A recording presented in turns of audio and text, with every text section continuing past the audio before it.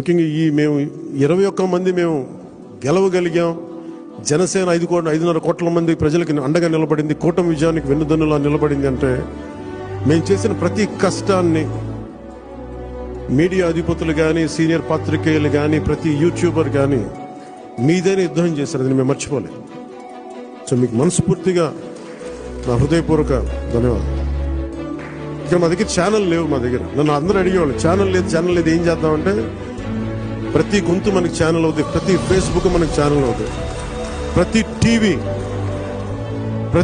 మన ఛానల్ అవుతుంది. ప్రజల కోసం చేసినప్పుడు అన్ని ఛానల్స్ మన ఛానల్స్ అవుతాయి. అందుకనే నాకు ఇది మనది కాదు, ఇది వాళ్ళది అని నేను ఎప్పుడు అనుకోను. ఇంక్లూడింగ్ గత ప్రభుత్వం వాళ్ళ ముఖ్యమంత్రిగా చేసిన ఆయన ఛానల్ కూడా నేను మనస్ఫూర్తిగా గౌరవిస్తాను. వాళ్ళు మనల్ని గుర్తించకపోవచ్చేమో కానీ